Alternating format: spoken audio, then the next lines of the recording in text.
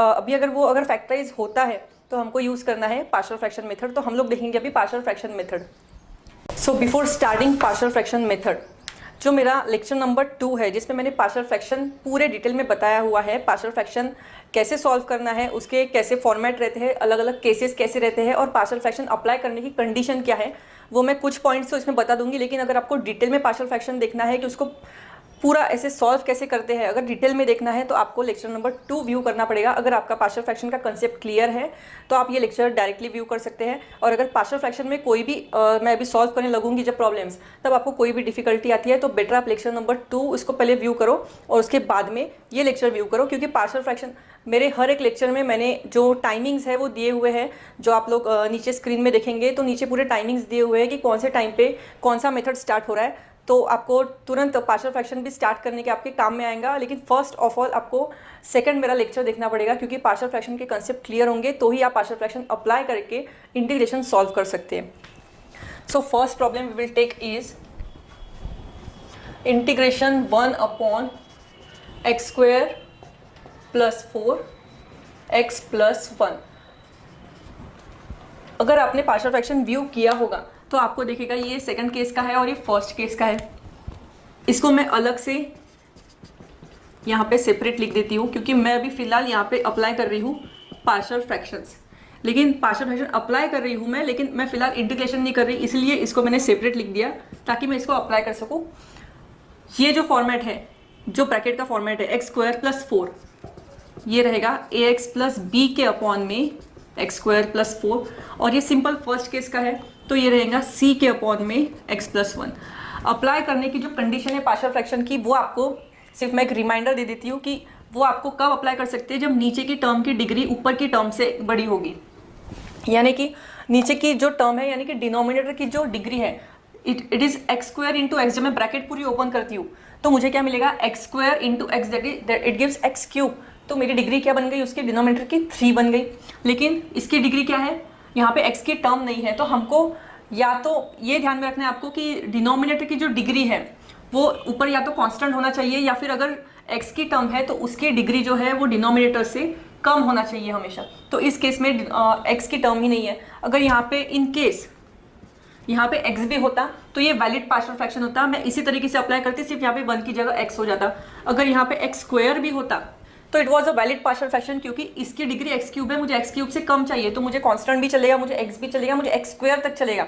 लेकिन अगर यहाँ पे होता x³ तो दोनों की डिग्री सेम हो गई रहती, तो ये वैलिड पार्शियल फ्रैक्शन नहीं होता। तो उसको हम लोग डिवाइड करते हैं और quotient plus remainder upon divisor form में लिखते हैं। तो जो remainder upon quotient plus remainder upon divisor, जो रिमाइंडर अपॉन डिवाइजर फॉर्म है, उसमें अगर हम लोग को अप्लाई करने की जरूरत पड़ती है पार्शियल फ्रैक्शन, तो वो रिजॉल्व पार्शियल फ्रैक्शन हम लोग उसको रिजॉल्व कर सकते हैं पार्शियल फ्रैक्शन में। ठीक है, तो मुझे इसकी डिग्री अगर 4 भी है तो नहीं चलेगा, 5 भी है तो नहीं चलेगा। मतलब इस टर्म से इसकी डिग्री हमेशा कम ही होनी चाहिए, ना सेम होनी चाहिए, ना ऊपर वाले जो न्यूमरेटर है उसकी डिग्री बड़ी भी नहीं होनी चाहिए। तो this is a valid partial fraction, इसलिए मैंने डायरेक्टली इसको पार्शियल फ्रैक्शन के केसेस अप्लाई कर दिए। 1 = ax + b x + 1 + c in the bracket x² + 4। अब ये जो लेक्चर नंबर 2 है वो आप व्यू करेंगे तो आपको समझ में आ जाएगा ये कैसे किया है मैंने। ठीक है, 1 = ax² ब्रैकेट ओपन कर दी, ax² + ax + bx + b + cx² + 4c। मैंने सिंपल ब्रैकेट ओपन कर दी। अभी जो x² के कोएफिशिएंट्स है वो इक्वल, क्योंकि highest power of x here is x², तो जो भी हाईएस्ट पावर ऑफ x होंगी उसको पहले लिख के हमको उसके कोएफिशिएंट इक्वेट करना है। इक्वल टू के लेफ्ट हैंड साइड में हमारे पास x² की टर्म्स है नहीं है, तो हमको उस साइड लिखना है 0 = यहाँ पे x² का कोएफिशिएंट है a, यहाँ पे x² का कोएफिशिएंट है c, तो it gives equation 0 = a + c। अभी वैसे ही मुझे x की टर्म्स इक्वेट करनी है। x की term 0, here it is a + b and the constant terms, आखिरी में हमको कांस्टेंट इक्वेट करने हैं। यहाँ पे कांस्टेंट था तो हमने 1 लिखा, यहाँ पे हो गया, यहाँ पे इस कांस्टेंट है जिसमें x नहीं है, x यहाँ पे है, यहाँ पे x नहीं है, तो ये हो गया b + 4c। अभी इस इक्वेशन में है a और c, इस इक्वेशन में है a और b, और ये इक्वेशन में है b और c। अगर मैं ये कोई इक्वेशन में दूसरे इक्वेशन में पुट करके इसको भी मैं bc के फॉर्म में लाती हूँ तो मैं ये साइमल्टेनियसली सॉल्व कर सकती थी। इसलिए मैंने क्या किया, ए को लिख दिया माइनस सी, क्यों? क्योंकि 0 is equal to A plus C है, तो अगर मैं सी इधर शिफ्ट करती हूँ तो it becomes A equal to minus C. ये जो A equal to minus C है मैंने वो नीचे के इक्वेशन में पुट कर दिया, तो मुझे इक्वेशन मिलेगा 0 is equal to minus c plus b, which give 0 is equal to b minus c, right. अभी इसमें भी ये इक्वेशन ऐसे फॉर्म करके हमने बी और सी का इक्वेशन बनाया, और इस इक्वेशन में बी एंड सी है, तो हम लोग इसके नीचे यहाँ पे लिख देंगे 1 is equal to b plus 4c। फिर इसको साइमल्टेनियसली करेंगे, इसकी साइन चेंज हो गई, ये हो गया -1 इज इक्वल टू ये हो गया -5c। सो c बिकम्स 1/5, ये -5 डिवीजन में आ गया, तो c बिकम्स 1/5। अगर मैं c 1/5 यहाँ पे पुट करती हूँ तो a बिकम्स -1/5। अगर मैं 1/5 हमारे पास है a और c, तो हमको निकालना है b।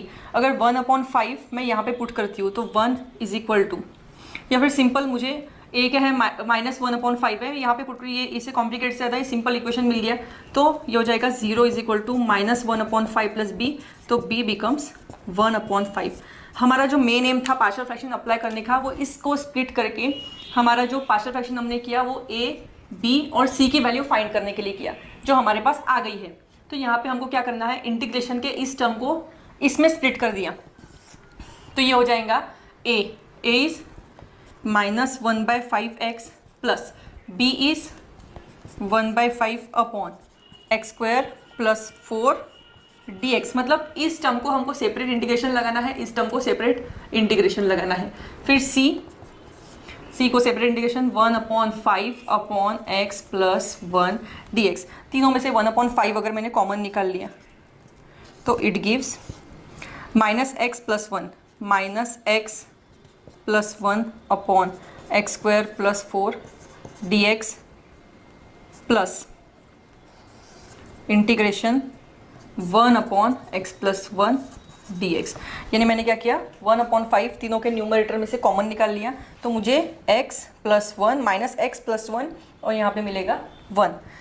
अभी इसको मैं और स्प्लिट कर सकती हूँ, इन दोनों टर्म्स को अलग अलग कर दिया, x/x² plus 4 plus 1/x² plus 4 plus 1/x plus 1dx। तो ये सिंपल फॉर्मेट में आ गया। अभी ये जो फॉर्मेट है, ये इसमें लॉग का जो फॉर्मूला है, और ये जो दोनों जो केसेस है इसमें क्या आएगा, लॉग का फॉर्मूला। क्यों? क्योंकि हमने पार्ट 1 में जो देखा था, नीचे की टर्म की डेरिवेटिव अगर ऊपर रहेगा, नीचे की टर्म का डेरिवेटिव अगर ऊपर है तो हमको लॉग वाला formula log of denominator apply करना है। इस केस में डेरिवेटिव ऊपर नहीं है, लेकिन यहाँ पे 2 का एडजस्टमेंट हम कर सकते हैं, क्योंकि डिनोमिनेटर का डेरिवेटिव क्या आता है, x² का डेरिवेटिव 2x और 4 का 0, तो मुझे चाहिए था ऊपर 2, तो मैं कर देती हूँ 2 से मल्टीप्लाई एंड 2 से डिवाइड। यहाँ पे सिंपल डेरिवेटिव तो ऊपर अवेलेबल है, x प्लस 1 का डेरिवेटिव ऊपर है 1, और यहाँ पे मैं 4 को लिख देती हूँ 2², तो मेरे तीनों फॉर्मूला में फिट हो जाएगा। 1/5 this will become -1/2 log of x² plus 4, it becomes 1/2 tan inverse of x/2, क्योंकि 1/x² प्लस a² का फॉर्मूला अप्लाई कर दिया, और नीचे की टर्म का डेरिवेटिव ऊपर है, यानी log ऑफ नीचे की टर्म दैट इज डिनोमिनेटर। मेरे नीचे की टर्म मैंने डिनोमिनेटर, ऊपर की टर्म मैंने न्यूमरेटर। सो ये था सिंपल फॉर्म, ऐसे हमको अप्लाई करना है partial fraction method.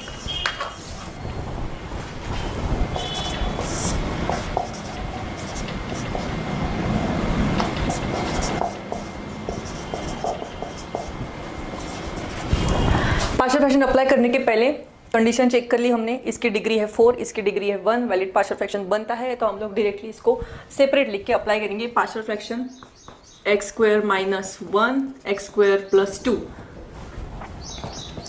ax plus b upon x² minus 1 cx plus d upon x² plus 2 which gives x is equal to ax plus b in the bracket x² plus 2 plus cx plus d in the bracket x² minus 1, which gives, after opening the bracket, ax cube plus 2ax plus bx square plus 2b, and this gives cx cube minus cx plus dx square minus d।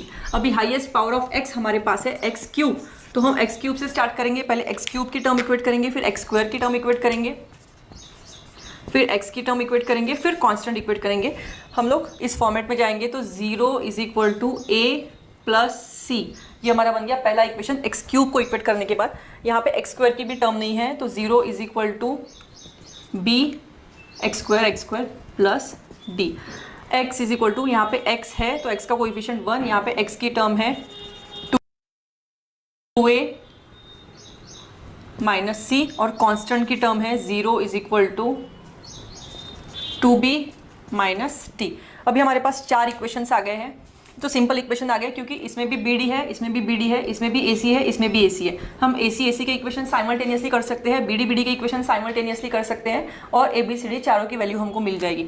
अगर मैं इसको solve करती हूँ, 0 is equal to A plus c and 1 is equal to 2a minus c, it gives 3a is equal to 1। So a is equal to 1/3। अगर a is equal to 1/3 मैं यहाँ पे put करती हूँ तो c is equal to -1/3। 0 is equal to b plus d and 0 is equal to 2b minus d. ये भी है b और d का साइमल्टेनियस एक अलग इक्वेशन। डी गेट्स कैंसल्ड, यहाँ पे हो गया 3b and b becomes 0। b is 0, so db क्या हो गया हमारा, यहाँ पे पुट करने के बाद 0 हो गया। तो हमको चारों वैल्यू मिल गई a b c d। अब ये चारों वैल्यूज हमको करने हैं जो हमने स्प्लिट किया है पार्शियल फ्रैक्शन के लिए, उसमें हमको पुट करना है और उसमें इंटीग्रेशन लगाना है।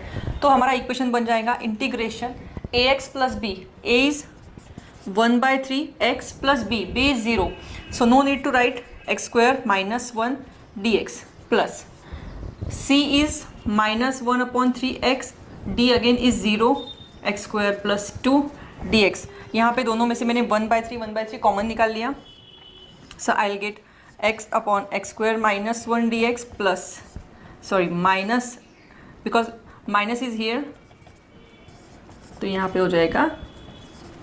अभी ये जो दोनों है इसके अगर मैं नीचे की टर्म की डेरिवेटिव करती हूँ तो मुझे मिलता है 2x, यहाँ पे भी नीचे की टर्म की डेरिवेटिव करती हूँ तो मुझे मिलता है 2x। तो ये लीनियरिटी प्रॉपर्टी के थर्ड केस में हमने देखा था फर्स्ट पार्ट में। तो यहाँ पे मुझे क्या करना पड़ेगा, 2 से मल्टीप्लाई, यहाँ पे भी 2 से मल्टीप्लाई एंड डिवाइड, यहाँ पे भी 2 से मल्टीप्लाई एंड डिवाइड। दोनों के जो 1/2 कॉमन है वो बाहर निकाल लिए, तो ये हो जाएगा 1/6 integration 2x upon X square minus 1 minus 2x upon X square plus 2। So the final answer will be, इसका फॉर्मूला हो जाएगा log of x square minus 1 और ये हो जाएगा minus log of x square plus 2। 1/6 logarithm की property अगर apply करती हो तो माइनस हो जाएगा डिवीजन में, तो it becomes log of x square minus 1 upon X square plus 2 plus c। This will be the final answer.